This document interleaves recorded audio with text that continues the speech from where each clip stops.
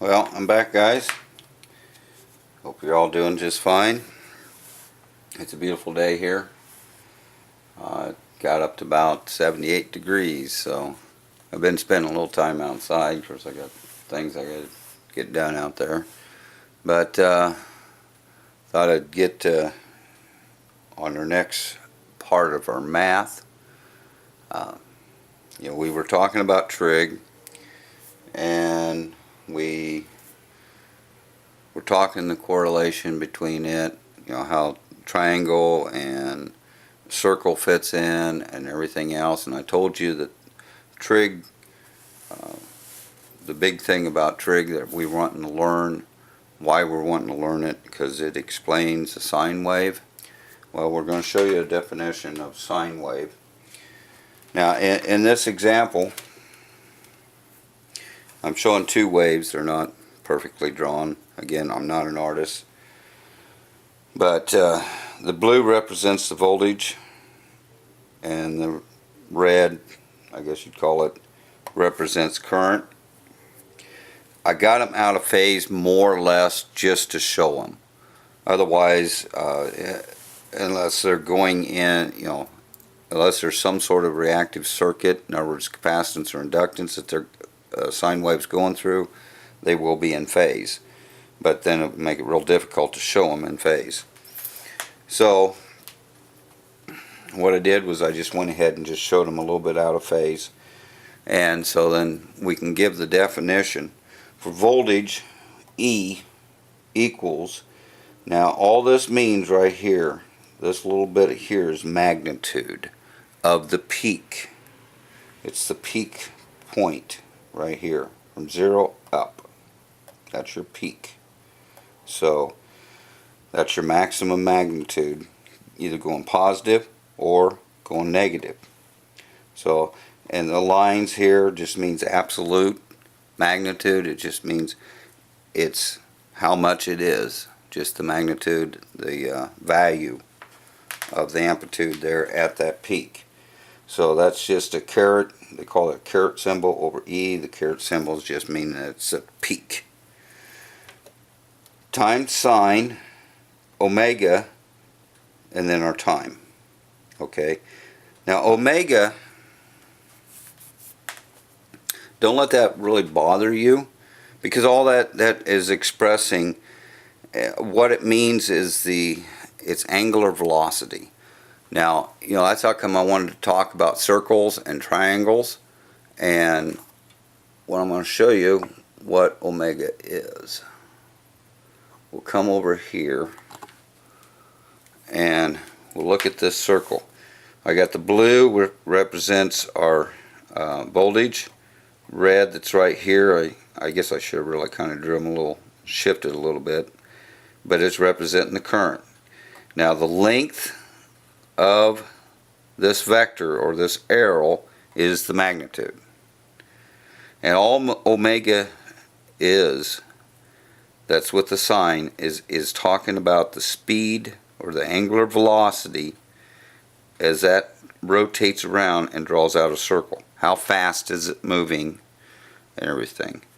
So that's all that's really its primary definition. It's just the angular velocity. So it's how fast, starting from 0 all the way around counterclockwise back to the starting point. And what that also is the period of the wave.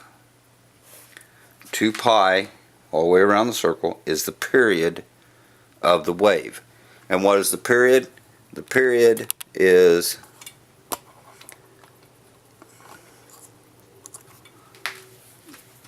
take any equal spots, any 2 equal spots that's on a wave, such as the starting point of E, where it starts off from 0 and starts going up.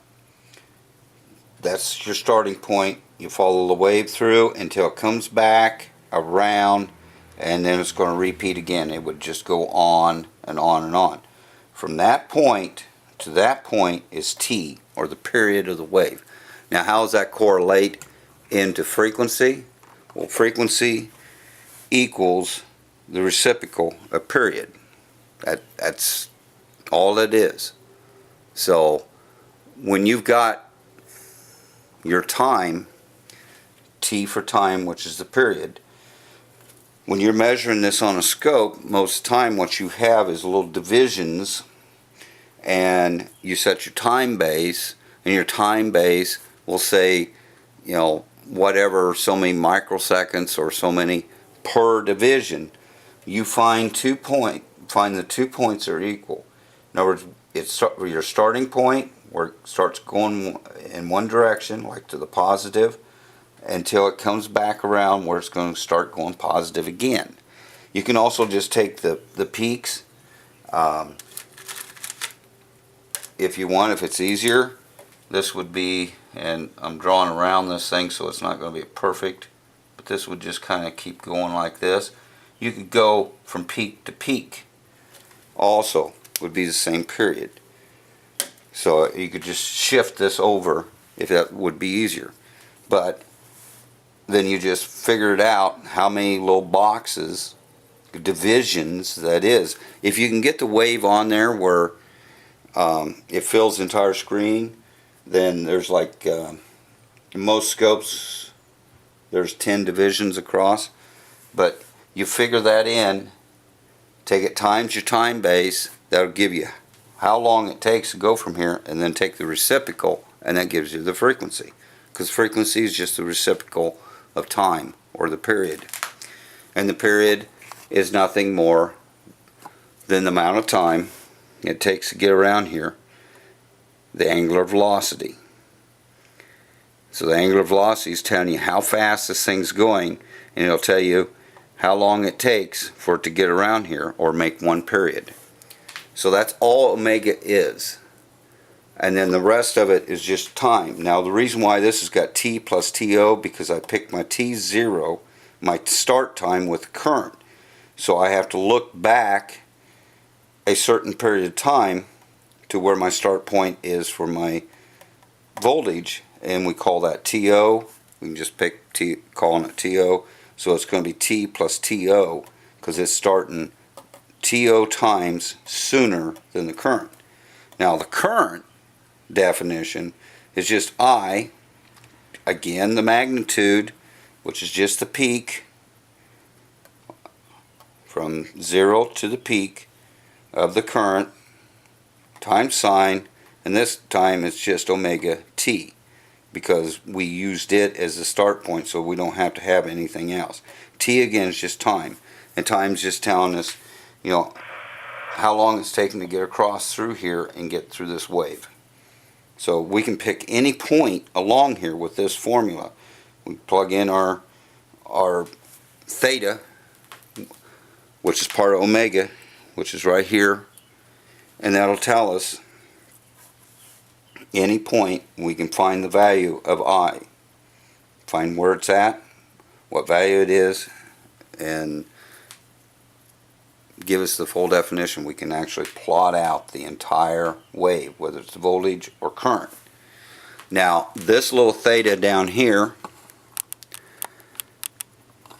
on here, which is can be classified as theta 0, basically is telling me the phase angle between the two.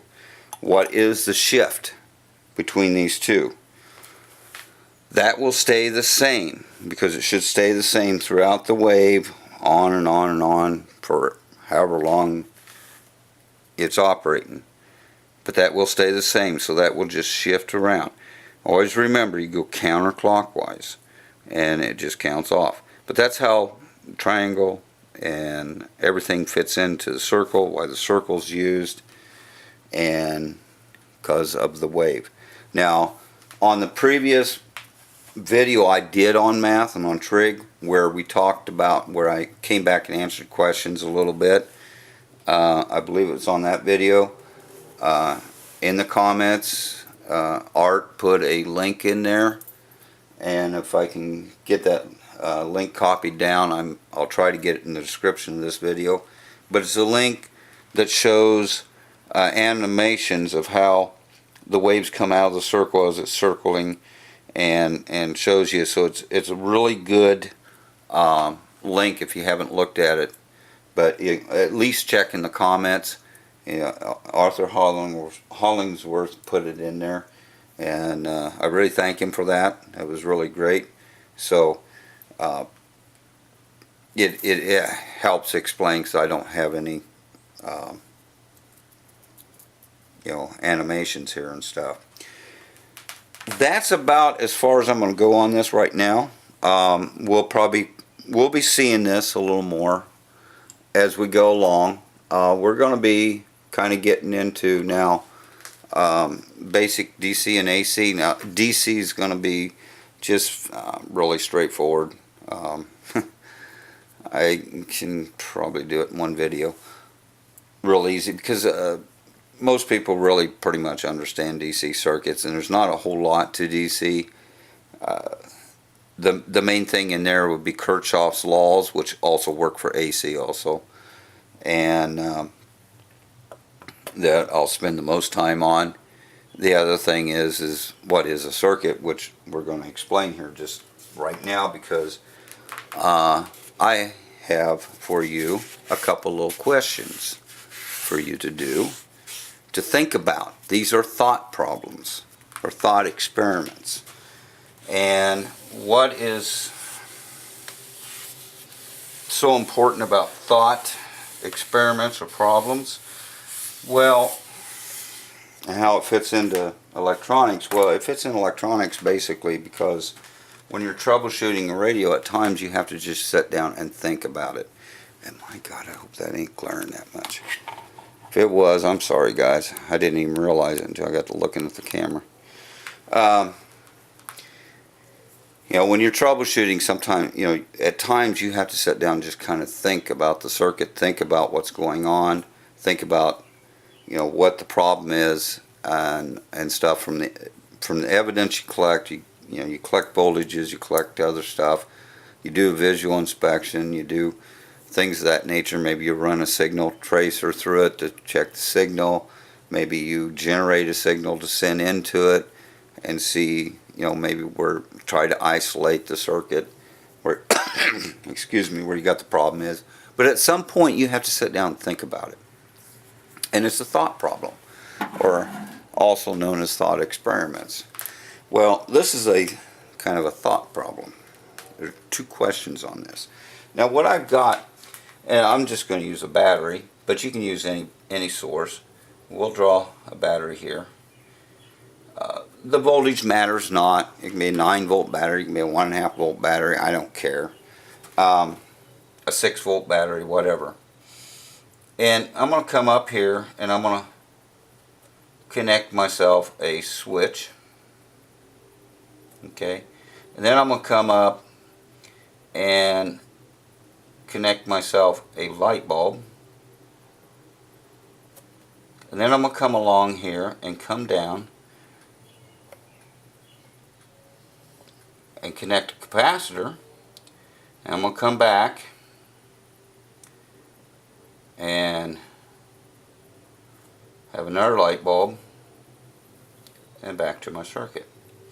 Now we're probably going to be looking at something of a fair size capacitor, because we want some time to deal with this circuit. So probably, I don't know, say 1,000 microfarad capacitor. And the light bulbs will fit whatever the battery is. Since they're in series, they're going to be half the voltages. So, like a 4 or 5 volt light bulb for a 9 volt battery. Now, the question on this circuit, when I first flip the switch, I'm going to have current flow, right? It basically, everyone knows that a capacitor blocks DC, but it only blocks DC once it gets fully charged, is the general theory. So until this capacitor, and we're using a large capacitance, so it gives a little time before it gets fully charged, we're going to have a current flow through here. So when I close that switch, the current's going to flow, this light bulb's going to light up, going to go down through here, this light bulb's going to light up and come back to the battery. And that will happen. And you can actually try hooking this together. You know, you can get you a little 9-volt battery or whatever. You can use, you know, preferably if you use any type of power supply, the real clean DC voltage. You don't want no AC ripple on this. But you can find you a couple light bulbs or whatever. The light bulbs are just in there to show that the current's flowing. That's all there is. You could put a small resistor and take a voltage dropper. You can put your amp meter in there and watch the current. But the minute I shut that switch, I got current flow.